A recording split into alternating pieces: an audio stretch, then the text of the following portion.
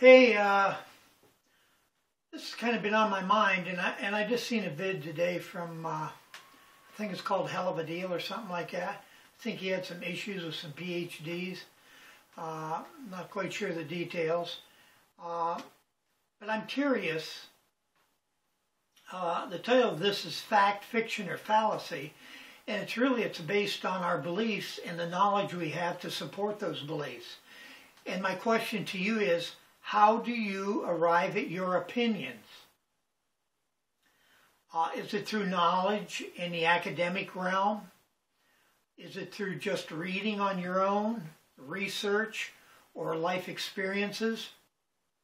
I arrived at my beliefs, and of course this subject is, for me, basically about the atheist-Christian debate, evolution, God did it, singularities, however you want to term it. That's what this is about. And I arrived at my beliefs because I'm a high school dropout, so of course I don't have a lot of academic knowledge. But I'm always trying to learn, and I'm trying to affirm those beliefs. And I first start personally in the Bible. As a Christian, you better be starting there. I understand a lot of people disagree with the Bible, that's fine. But that's where I start. And then from my first 5-6 years as a Christian, I started pursuing the debates. The Hitchison and all those on the atheistic side who are, they're highly respected, well-spoken, and highly educated. Samuel Dennett, well, my memory's shot, I can't remember. And I'm curious, it seems like a lot of people on YouTube present themselves as being experts. And I know, just for law of averages, most of them are not. But I've personally conversed with some that are highly intelligent. And they speak well.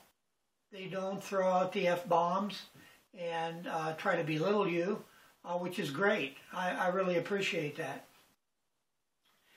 And I'm wondering that your source of information for others who are of the academic persuasion, who do you believe as revealing truth to you? Did you learn it in a book? In college? Did you get a PhD and through that academic avenue learn what I assume you believe to be true?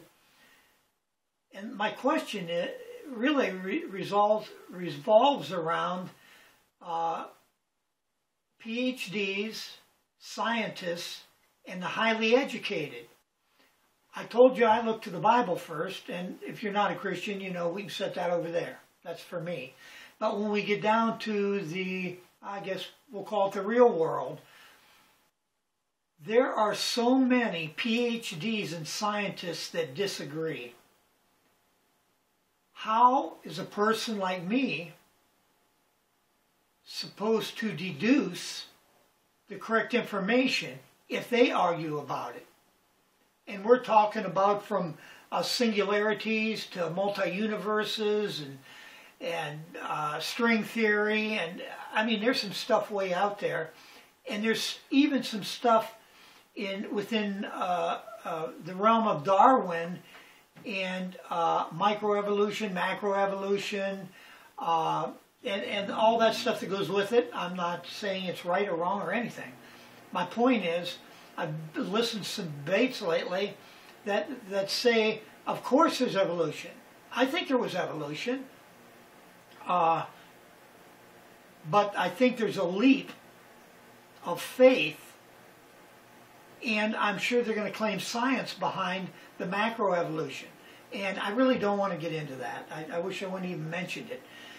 But if there's a PhD, a group that disagrees with it, it seems to me like it's in question.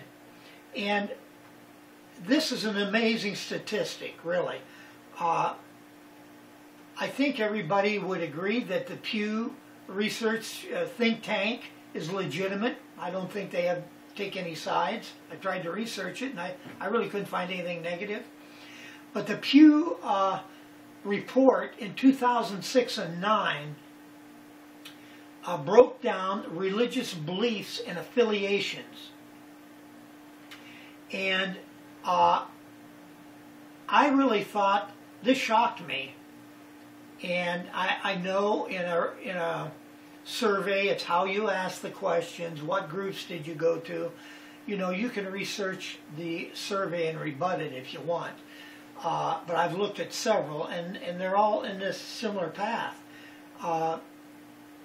When it comes to religious belief, a belief in God, 83% of people in the United States, I know it's a segment, maybe we should include the world, but that's for another day.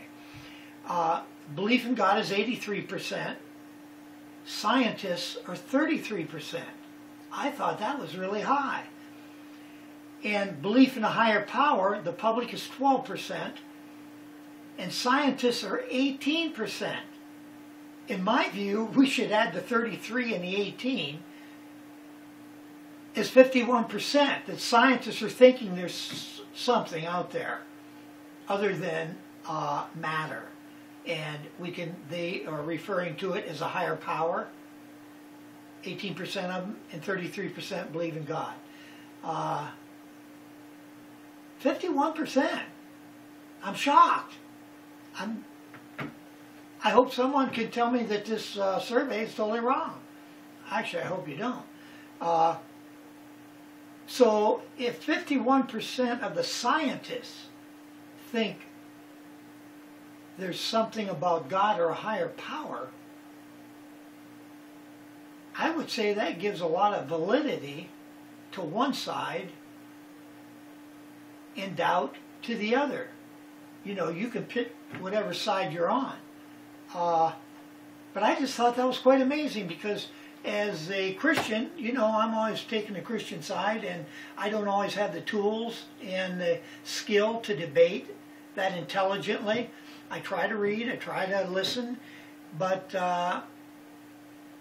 my thoughts was about when I see these experts debate on opposing sides, whether it's about science, God, religion, intelligent design, the list goes on and on and on and on.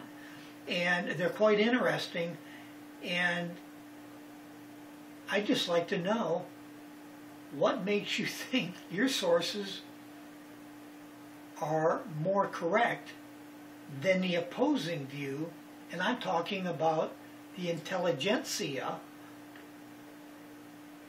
who supposedly know everything. And lately, when you get them in the corner, a lot of them say they really don't know.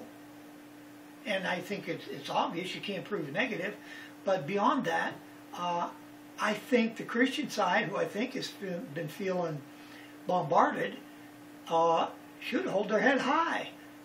And not here to argue about it, I'm trying here to learn. What makes your PhD think you're right? And on the opposing side, I guess if there's Christians that watch this, what PhD on your side makes you think you're right and their PhD is wrong? Simple question, really. It's about resources, and it's how I learn. I have to resource something. I got to get in the internet. When I speak, I'm not speaking because I know so much. It's because I heard somebody say it and I believe what they said. Hey, Merry Christmas and Happy New Year.